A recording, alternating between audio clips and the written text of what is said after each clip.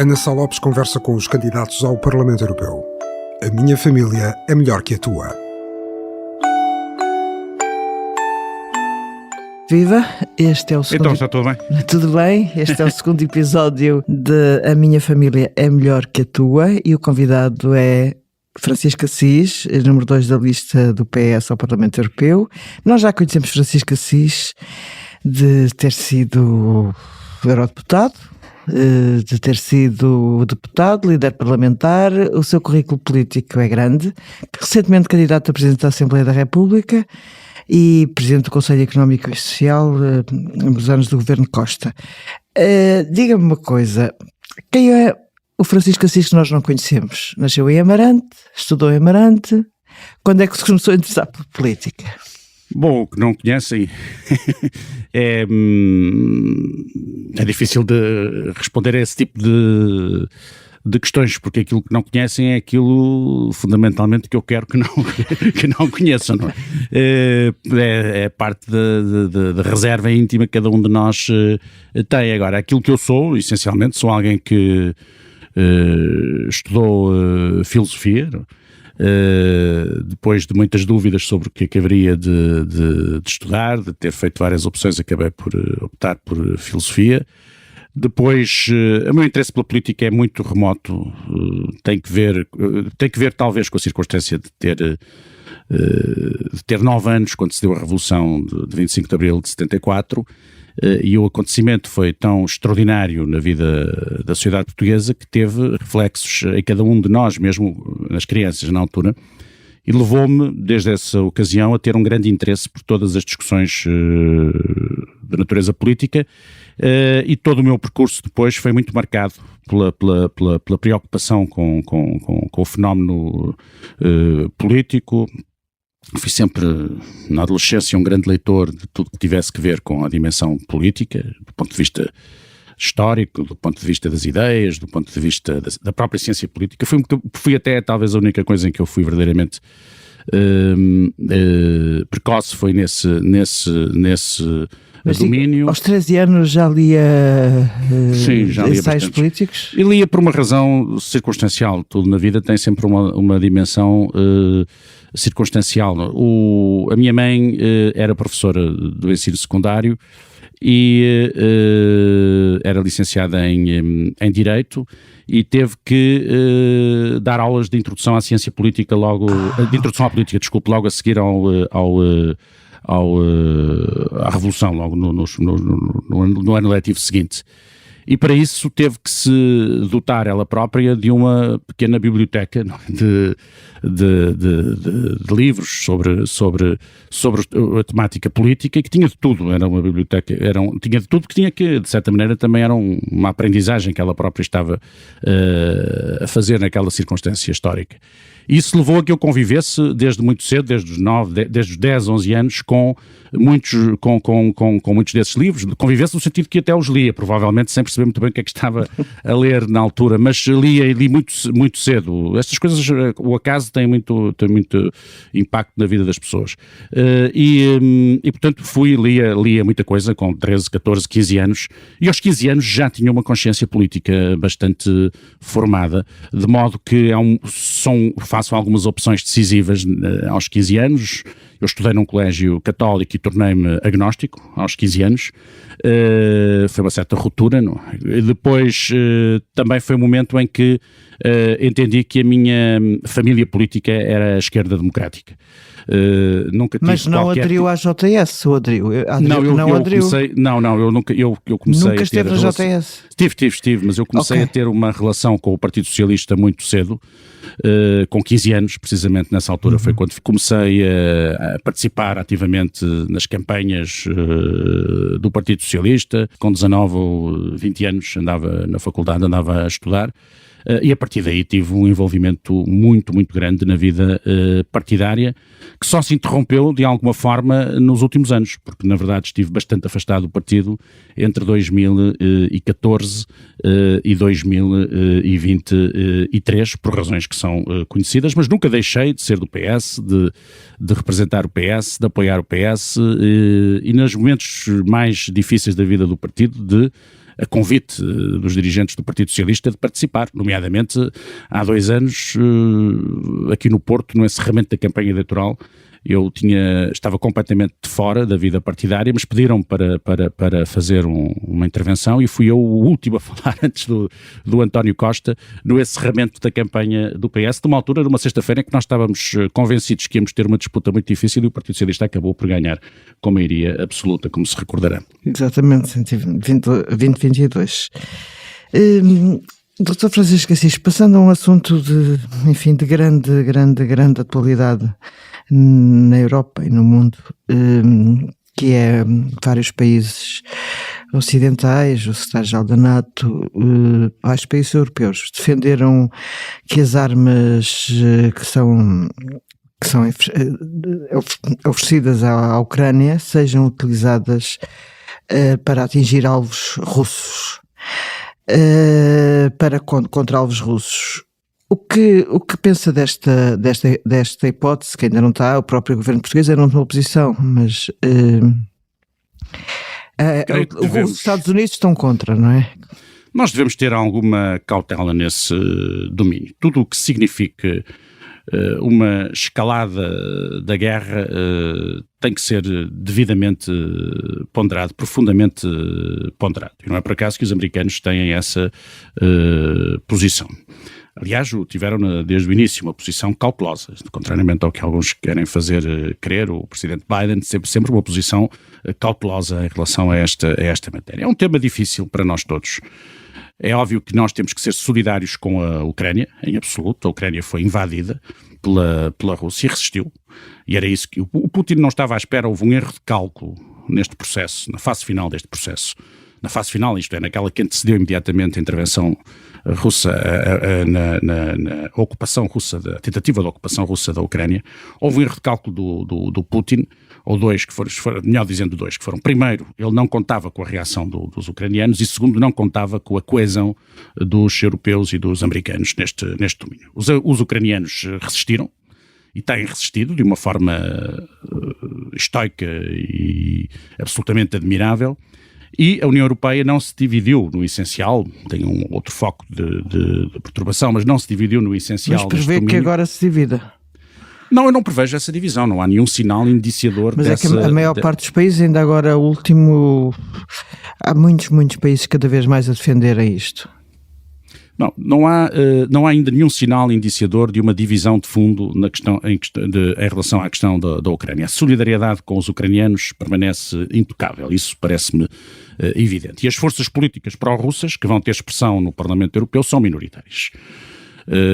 Sejam as forças de extrema-direita, sejam algumas forças poucas de extrema-esquerda, que objetivamente são pró-russas, têm pouca expressão, vão ter pouca expressão, vão ter uma expressão minoritária no Parlamento Europeu e não têm grande expressão nos governos nacionais. Agora, é evidente que este assunto é um assunto complexo, porque nós estamos a falar de uma guerra na Europa. Não é uma guerra, é importante também dizê-lo, porque a Europa, a Comunidade Económica Europeia surge como um projeto, entre outras coisas, de facto, como um projeto que visa garantir a paz, no sentido que visa evitar qualquer conflito entre os países europeus que integrem e dos países europeus que passem a integrar esse projeto. Isso realmente foi bem sucedido, nunca mais houve nenhuma guerra entre países europeus que integraram a CEE desde o início e depois a União Europeia. Mas temos hoje uma guerra no espaço europeu. Não podemos ignorar que a Rússia é um país euroasiático, mas predominantemente europeu. 70% da população russa vive na parte europeia, que é uma parte, do ponto de vista geográfico, relativamente pequena no contexto geral da Rússia. A Rússia faz parte da história da Europa, ativamente.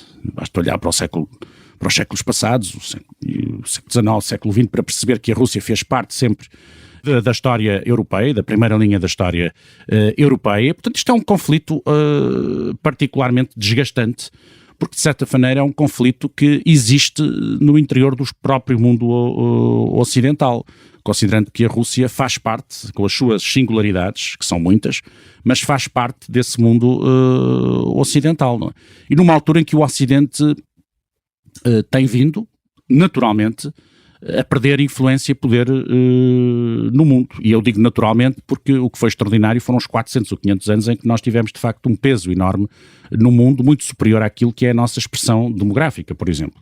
E é óbvio que com o crescimento de outros países, com o enriquecimento de outros países, com a afirmação de outras potências, o que é normal, e que temos que saber conviver com isso, o espaço europeu e o espaço ocidental em geral tende a perder peso e importância. E como nós temos o dever, como as outras civilizações também terão, não discuto isso, mas também temos o dever de preservar aspectos essenciais da nossa civilização, que não são unívocos. Isto quero esclarecer que quando eu falo de civilização ocidental, não estou a falar da mesma coisa que falam outros, nomeadamente a extrema-direita, que quando fala da defesa da civilização ocidental, judaico-cristã, não está a defender o mesmo que eu defendo. Pelo contrário, eu entendo que o melhor da civilização ocidental fez-se precisamente contra esse modelo, essa ideia do Ocidente que essas pessoas têm. Mas a verdade é que há alguns aspectos do Ocidente e que de certa maneira são o resultado de um legado histórico de Atenas, da Grécia, mas de Atenas em particular, de Roma, do Renascimento, dos vários iluminismos e depois das correntes de pensamento liberais, socialistas, da valorização da democracia, que todas elas contribuíram para que se formasse o melhor que a Europa tem e que de certa maneira não está, claramente esses valores estão explicitados nos fundamentos da União Europeia. Mas e isso tem que ser protegido. Mas exatamente isso era o que eu lhe queria perguntar. Isso não está a acabar, essa questão dos valores europeus? Só 2 exemplos. O Partido Popular Europeu tem no seu manifesto uma espécie de para lidar com a imigração, uma espécie de política Ruanda que tinha o Reino Unido e que por acaso nunca chegou a implementar porque entretanto marcaram eleições. Os trabalhistas são contra. Mas a Europa de facto tem este projeto de exportar cidadãos requerentes de asilo para países terceiros fora da União Europeia, que é o Reino Unido escolheu o Ruanda. Mas o que é estranho é que o próprio governo socialista dinamarquês é um precursor desta questão. Portanto, temos aqui um barbicaz relativamente aos valores europeus de que o Francisco Assis tanto falava. Eu falava e falo. Eu falava e falo, sim, e continuam presentes. E valores europeus, estes são valores, são princípios, mais do que valores, são princípios que resultam de uma história e que de certa maneira se afirmaram precisamente no projeto político da União Europeia. A Europa é, como todos os espaços civilizacionais, tem contradições e incoerências. A Europa tem lados luminosos e tem lados sombrios. Isso é preciso, nada é linear e nada é absolutamente claro. A própria Europa do iluminismo, em nome dos valores do iluminismo, também foi a Europa do colonialismo. O colonialismo também se fez a dar passo em nome desses valores. Portanto, o que há de melhor, por vezes, também transporta consigo o que pode haver de pior. Isso temos que ter essa noção. Nada é linear, nada é simples. Um dos problemas dos tempos contemporâneos, ou melhor, talvez seja de todos os tempos, mas nos tempos contemporâneos é mais visível, é uma certa tendência para o simplismo. O simplismo é de facto tremendo, porque o simplismo é a vitória da estupidez, não? Sobre a inteligência que é necessária para tentar compreender os fenómenos na sua complexidade. Mas ainda a sua questão. É evidente que há sempre pontos há sempre pontos sombrios, há sempre coisas que não estão bem, há sempre coisas que deveriam ser diferentes e, portanto, nunca viveremos num mundo absolutamente perfeito, onde estes valores se afirmam de forma absolutamente clara e indiscutível. E hoje temos um problema sério, um tema sério, mais que um problema, um tema sério no espaço europeu, que é o tema das migrações. E que tem levado, na verdade, alguns países a adotarem posições que não merecem a minha concordância, nem a concordância da generalidade dos socialistas europeus e até, julgo eu, da generalidade das pessoas do centro-direita democrático europeu. Isso não nos pode levar a cometer o erro de tomar a parte pelo todo. Nem nos pode levar, por exemplo, a querer estabelecer, eu tenho tido esse cuidado neste processo político, eu tenho feito uma campanha mais aqui pelo norte e pelo centro, pouco mediatizado, que também tem as suas vantagens, porque permite-me, por vezes, uma conversa mais atenta, mais não estamos pressionados por mais nada, falamos, ouvimos as pessoas. Eu não tenho participado muito ativamente na campanha mediatizada, digamos assim.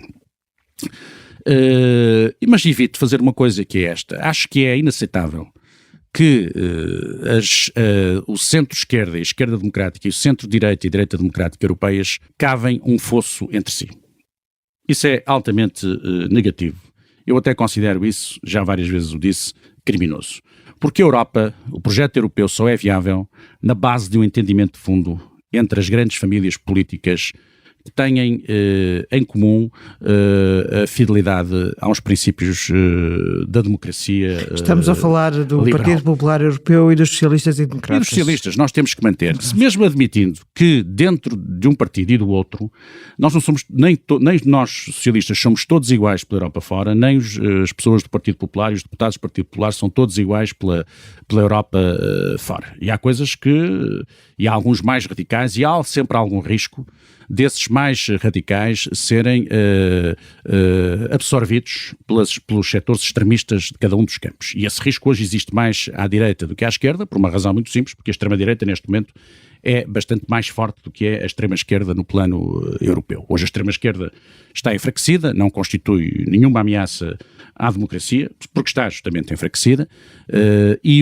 mas a extrema-direita não está enfraquecida, infelizmente está até bastante forte e constitui uma ameaça, ainda que seja ainda uma força política claramente minoritária. Mas em relação à questão da imigração, que era o que estávamos a falar, é um tema de difícil abordagem, mas que tem que ser visto nas suas exatas dimensões. Fazer a comparação, por exemplo, com os Estados Unidos. Nós temos uma pressão migratória que é muito menor do que a pressão a que os Estados Unidos estão sujeitos. É muito, muito menor. Não tem comparação possível. O número de imigrantes, de pessoas do centro da América Central e do Sul, mas sobretudo da América Central, que todos os anos procuram entrar nos Estados Unidos, é muito superior ao número de pessoas de outros espaços que procuram entrar no continente europeu. Portanto, os americanos têm um problema muito maior desse sentido do que o nosso. Portanto, o problema da Europa pode ser resolvido. Segunda questão, a Europa precisa de imigrantes. Nem se trata agora aqui a questão de saber, vamos admitir, fora de qualquer juízo moral ou ético, vamos pôr a questão limite, não entra nem mais uma pessoa. Isso não é possível. Isso é absolutamente impossível. A Europa precisa de imigrantes e Portugal precisa de imigrantes. Eu fui, como disse há pouco, presidente do Conselho Económico e Social nos últimos tempos, durante os últimos 3 anos e meio. E eu vi variadíssimas vezes os representantes nas reuniões da concertação social, variadíssimas vezes, os presidentes das confederações empresariais, da indústria, do turismo, do comércio e serviços, da agricultura, apelar ao governo para que o governo fosse tomando providências no sentido de garantir a vinda mais fácil de imigrantes para Portugal, sob pena de alguns setores da nossa atividade económica pura e simplesmente entrarem em colapso. E eu coloco o simples exercício teórico é este. Vamos imaginar que durante 8 dias, 15 dias, os imigrantes, as pessoas não portuguesas que estão a trabalhar em Portugal decidiam parar de trabalhar. A nossa economia entrava em colapso. Imediatamente.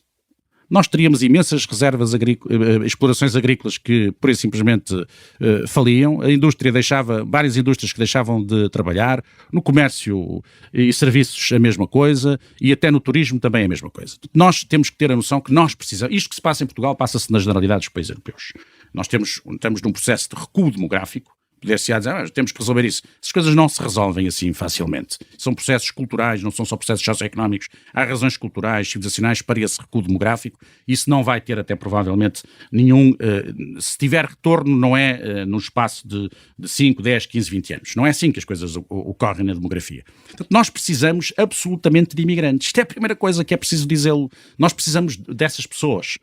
Segundo lugar, a ideia de que nós vamos agora aqui escolher os imigrantes, no caso português é completamente absurda, porque precisamente nós precisamos muito de imigrantes que venham desempenhar, em muitos casos, funções que os portugueses já não querem fazer. Portanto, a ideia de que nós precisamos de imigrantes altamente qualificados, é bom que venham pessoas altamente qualificadas, mas a verdade é que não é essa a preocupação fundamental dos nossos agentes económicos. Eles precisam de pessoas para trabalhar na indústria, pessoas para trabalhar nos restaurantes, nos cafés, nos hotéis, para trabalhar nas explorações agrícolas. Precisamos muito dessas pessoas. E em terceiro lugar, essas pessoas trazem de novo, podem trazer coisas muito boas para o nosso país. Agora, tem que haver uma preocupação de integração dos imigrantes na sociedade portuguesa. E esse é um esforço que nós temos de compreender que é um desafio.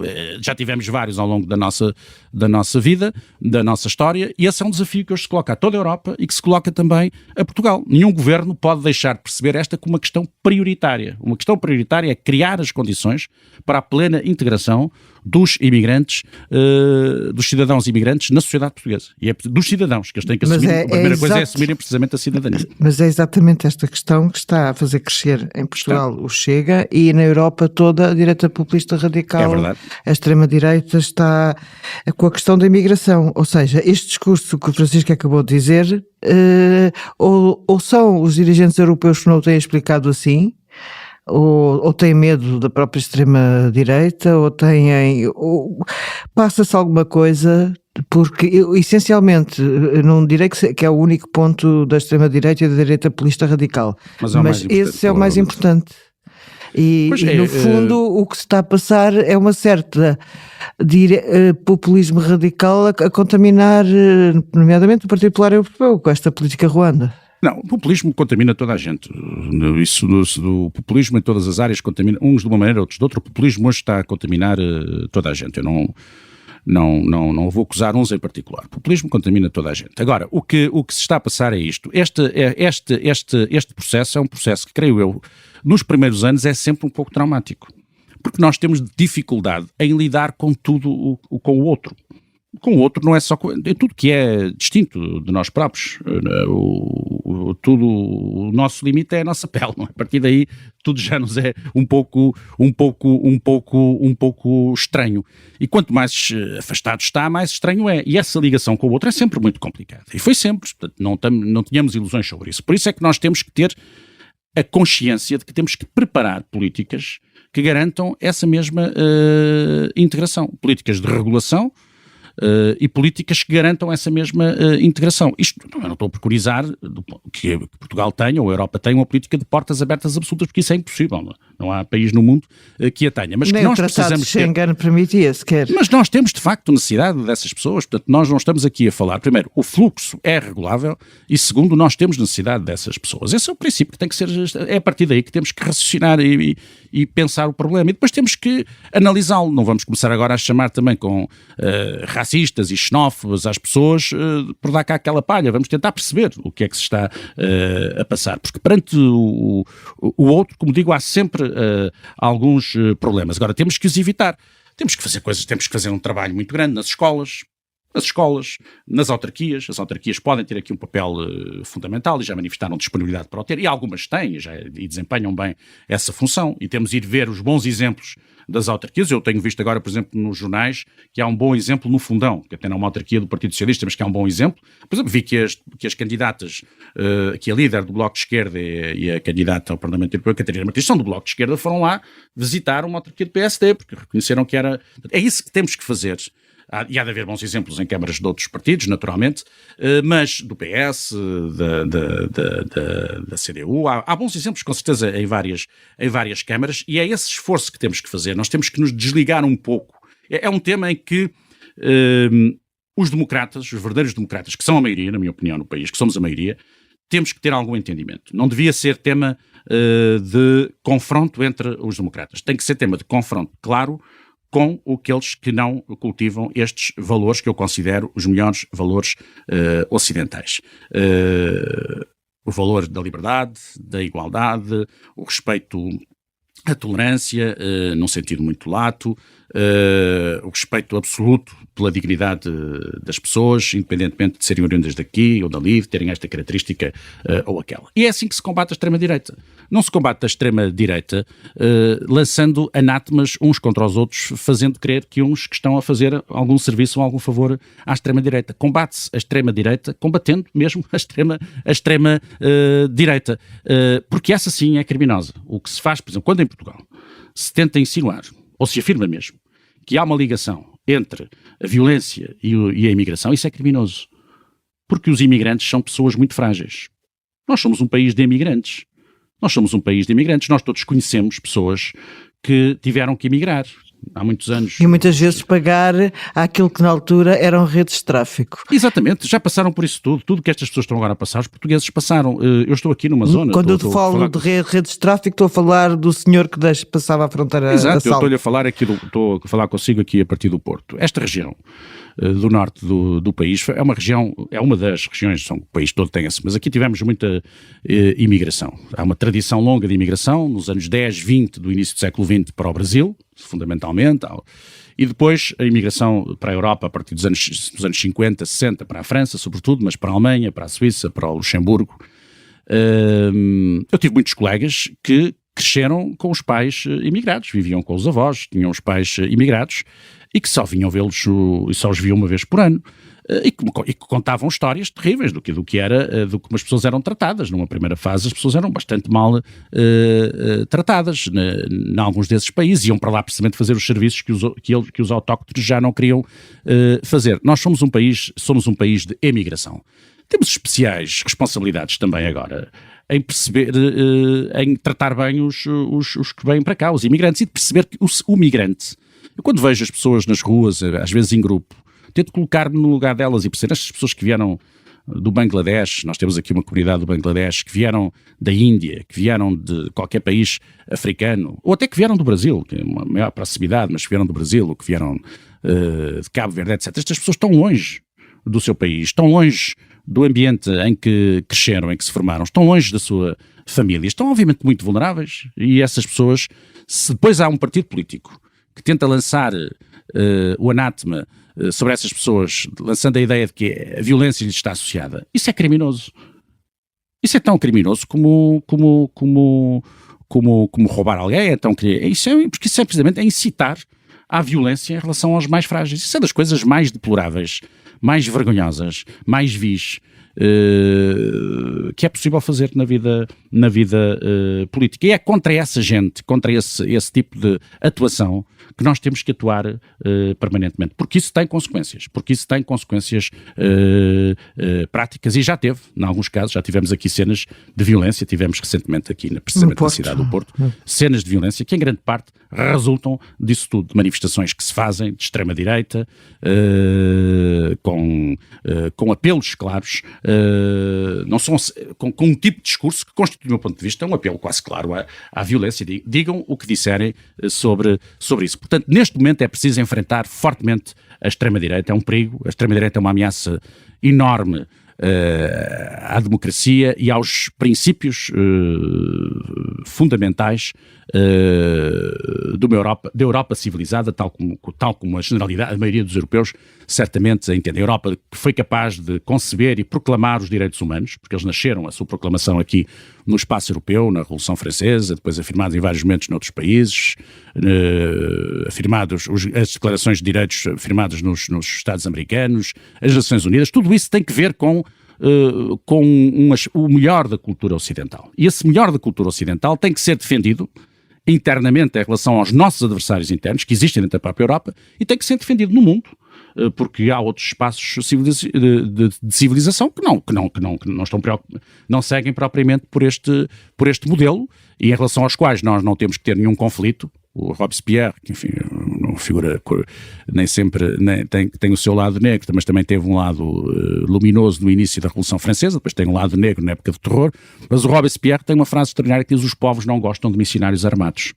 E é verdade, os povos não gostam de missionários armados, e mesmo quando lhes vamos querer impor o respeito por princípios como os direitos humanos, etc., os povos têm que chegar lá por si próprios. Ninguém lhes pode impor isso. Então eu não preconizo que nós entremos em guerras com outros continentes, outras civilizações. Mas há uma coisa, temos o dever de defender a nossa. Isso temos, internamente e externamente. E esse é um desafio muito grande que se vai colocar à Europa nos próximos anos. Por falar em direitos humanos, é possível a Europa entramolar-se quando fala da Palestina? Alguns países reconheceram, outros não. Não são dois pesos e duas medidas, vendo a maneira como a Europa reage à invasão da Ucrânia e como reage ao massacre que neste momento está a acontecer dos israelitas em relação aos palestinianos? Eu julgo que a posição da União Europeia, a posição da União Europeia em si mesmo, tem sido uma posição firme. O Borrell tem feito declarações muito contundentes. Depois, cada país tem...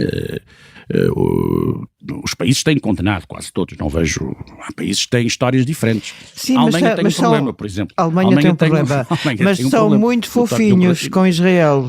Não é bem assim. O problema de Israel, Israel é um Estado que tem também uma história trágica, não é? Porque é um Estado que é reconhecido e logo a seguir, quando é reconhecido nas Nações Unidas, logo a seguir é agredido, é vítima de um ataque por parte dos países árabes vizinhos. A história destas décadas é a história. Curiosamente, estou neste momento a ler um livro de um jornalista francês que esteve muitos anos a cobrir aquela, e que faz um livro que é sobre o diálogo quase secreto, quase secreto, durante muitos anos secreto mesmo, que sempre existiu entre os israelitas e os árabes desde 1915 até 1997. O livro termina em 97. E é extremamente interessante porque mesmo no auge dos conflitos havia sempre, nos próprios governos, nas próprias administrações, havia muitos contactos, por exemplo, com o rei Hussein da Jordânia, houve contactos sempre com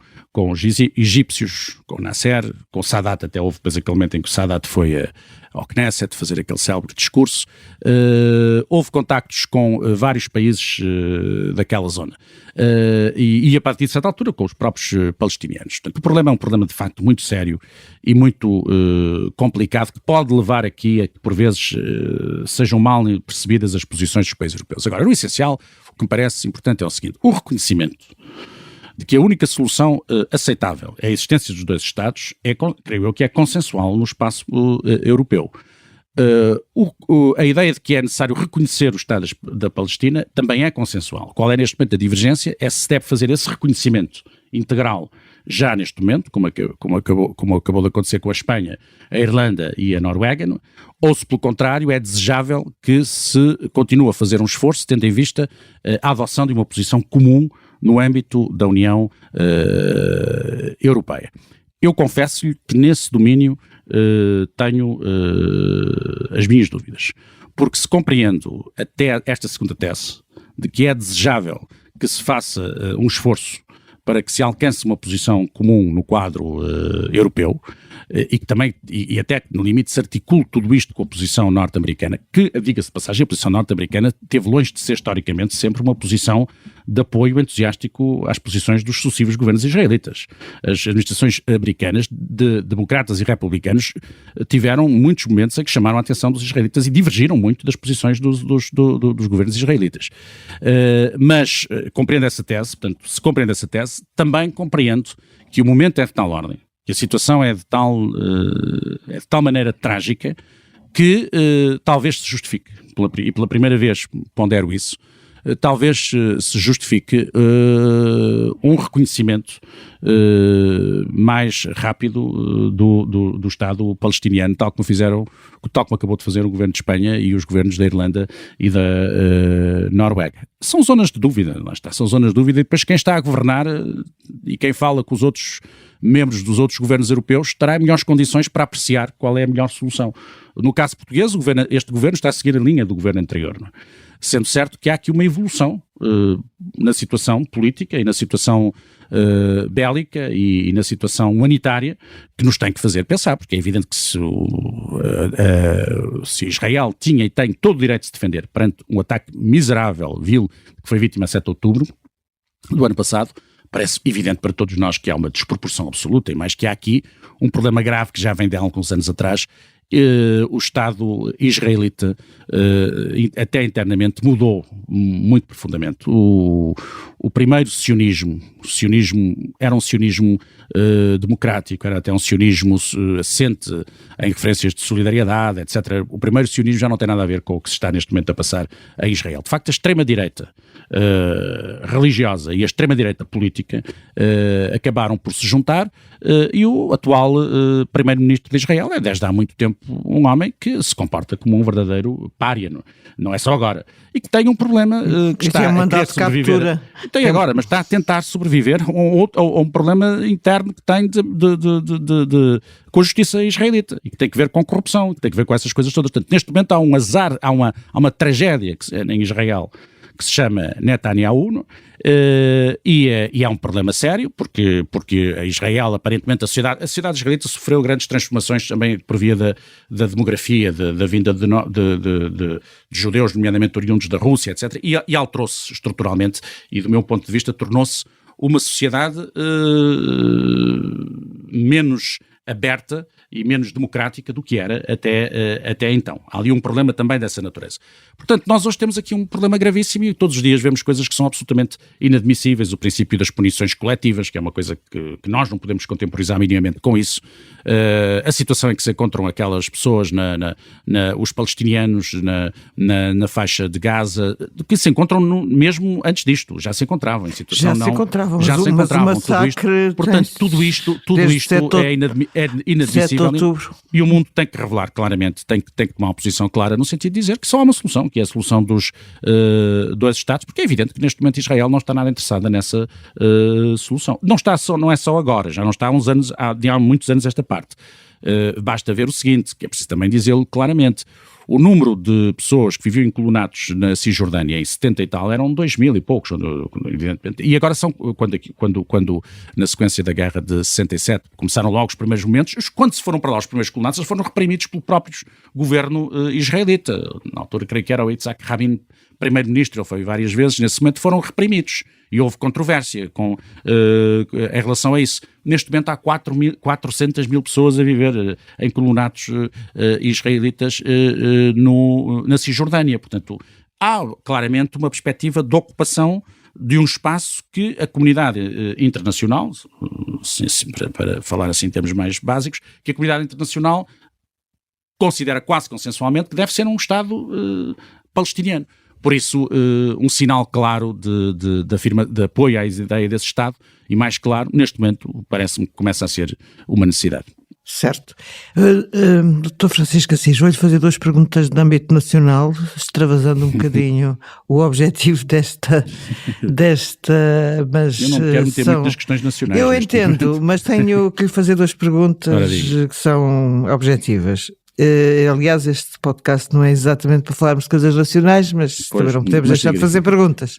Pronto, esta semana vimos o PS Madeira a propor uma alternativa de governo, uma espécie de geringonça que incluiria, na opinião deles, o CDS, a Iniciativa Liberal.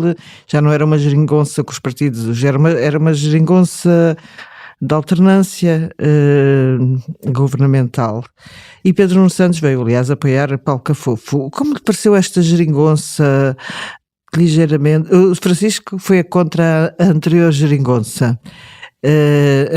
Foi contra em 2015, não foi contra depois. Não, eu fui contra. Eu nunca olhei com bons olhos pela sua origem, pela forma como se fez. Enfim, não fui favorável mas reconheço, há uma grande diferença entre o que aconteceu aqui na altura, na Assembleia da República, porque havia de facto uma maioria, e tanto havia que ela funcionou, não? E durante 4 anos como maioria.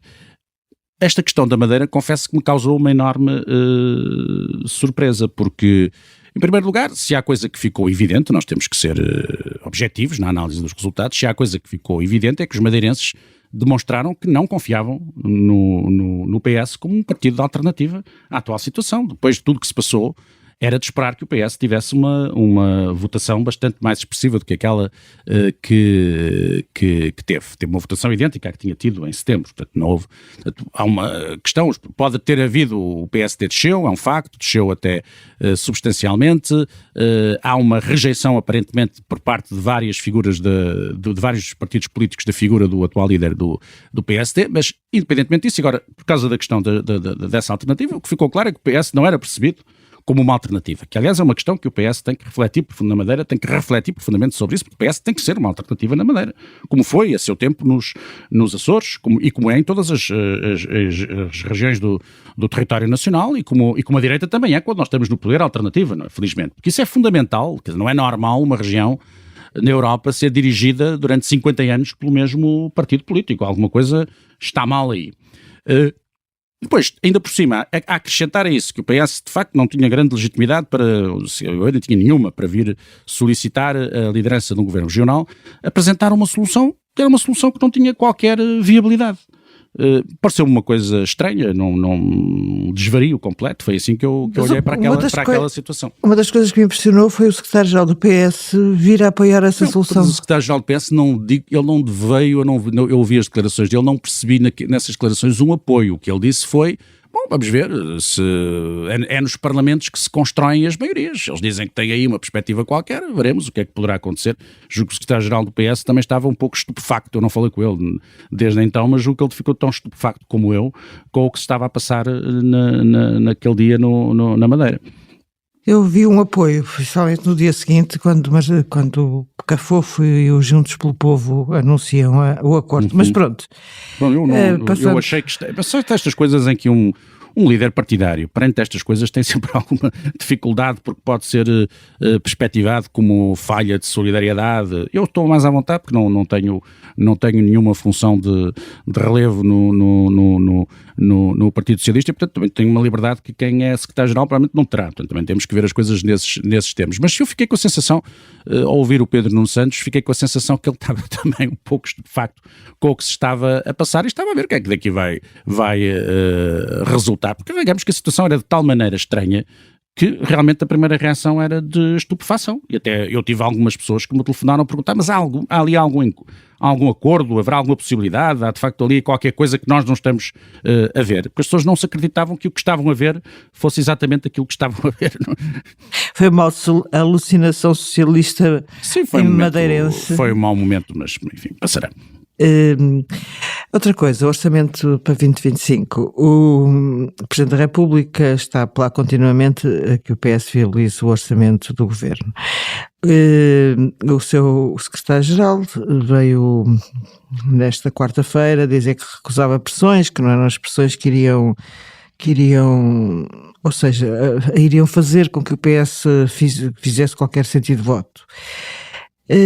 Agora, ponho outra questão. O PS Açores, depois de ter chumbado o programa do governo açoriano, acabou recentemente, esta semana, ou ano passada, posso estar agora aqui a induzir em erro, de se abster relativamente ao orçamento da coligação PSD-CDS que está no governo açoriano.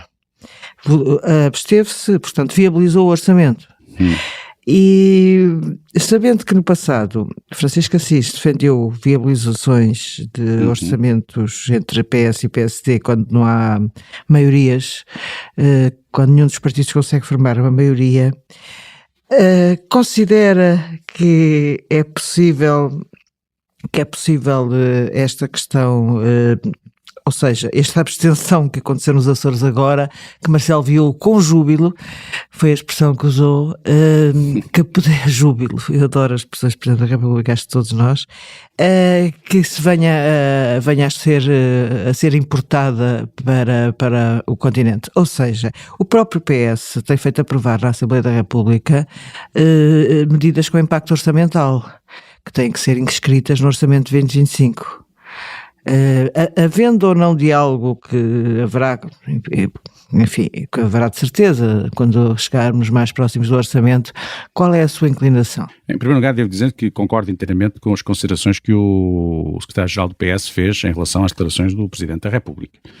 Não acho que seja admissível que se façam essas declarações em praça pública. O Presidente da República deve exercer se quer exercer algum poder de influência, em alguns momentos deve fazê-lo com algum recato. Até porque as possibilidades de ser bem-sucedido se o fizer assim são maiores. Não?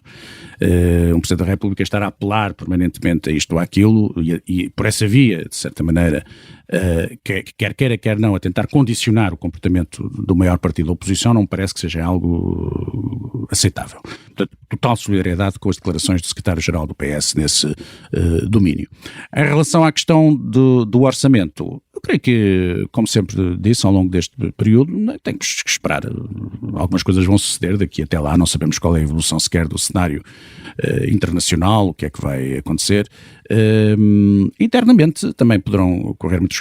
Parece que há aqui, porém, algumas coisas que é preciso dizer. Primeiro, parece-me evidente que o Governo tem estado preocupado em governar e em agir e em posicionar-se no país numa perspectiva de criação de uma crise política em Portugal. Aparentemente, a leitura que eu faço, o PSD e o Governo fizeram uma opção estratégica no sentido de querer eleições. E, portanto, tudo farão para que haja eleições. E, nesse sentido, um Governo que se deveria preocupar em construir condições de estabilidade política e de estabilidade governativa, a meu ver, está mais preocupado em criar condições de instabilidade política para depois aparecer como uma vítima numa eventual crise política e assim se apresentar aos portugueses numas eventuais eleições antecipadas no início do próximo ano. Isso parece-me claro, essa opção. E, portanto, o PS também não pode ficar prisioneiro das opções estratégicas do PSD. Tem que agir sempre com grande liberdade. E até por isso nós não temos nenhuma vantagem em estar neste momento a antecipar em absoluto uma posição em relação à questão do orçamento do Estado. O Partido Socialista deve, na altura própria, apreciar o orçamento em si mesmo e, sobretudo, apreciar as próprias condições. Não só o orçamento, tem que apreciar as condições políticas, as repercussões que poderiam resultar, as vantagens e as desvantagens que poderiam estar associadas ao surgimento de uma crise política em Portugal com a consequência de convocação de novas eleições. Portanto, é uma análise que terá que ser feita com ponderação na altura própria e julgo que é isso que está determinado neste momento. O que tenho lido das declarações dos principais dirigentes do Partido Socialista essas declarações vão quase todas nesse sentido. Tenho que lhe fazer esta pergunta. Francisco Assis chegou a admitir que poderia eventualmente ser Presidente da Assembleia da República, teve quase para ser, mas à última hora sugeriu-se aquela solução. Não estive quase para ser.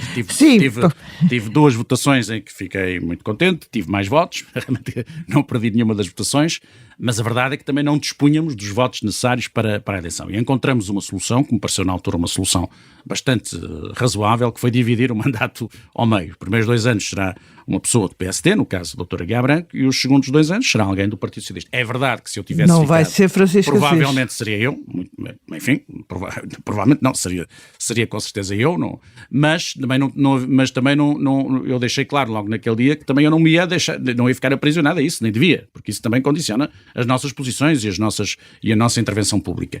E, portanto, quando se colocou a questão de, eventualmente, eu integrar a lista do Parlamento Europeu, e eu respondi afirmativamente, ficou excluída essa possibilidade de vir a ser Presidente da Assembleia da República. Será outra pessoa do grupo parlamentar do PS. O PS tem várias pessoas que podem desempenhar bem essa função. E Presidente da República? Não é uma coisa, eu tenho isso. A minha ideia, peço desculpa, mas é assim, ao ir tomar agora posse de um cargo como deputado europeu, as eleições presidenciais, falta pouco já, Sim, falta. Muito menos do que se julga, e o PS não tem qualquer candidato óbvio neste momento.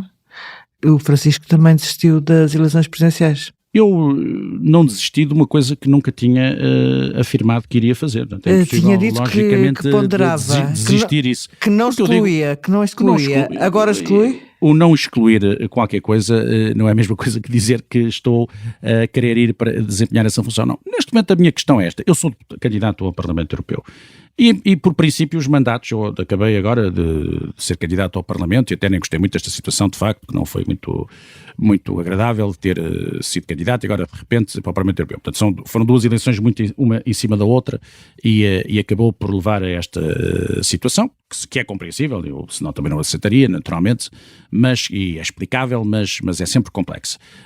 Neste momento a minha perspectiva é ser de facto deputado no Parlamento Europeu nos próximos 5 anos. Essa é a minha perspectiva. E porque é que eu aceitei ir e até quando e quis ir nesse sentido, não há uma vontade de ir não, para o Parlamento Europeu. Porque entendo que neste momento estas eleições não é só o processo eleitoral, é o que vem a seguir. Nós vamos ter 5 anos importantíssimos na Europa.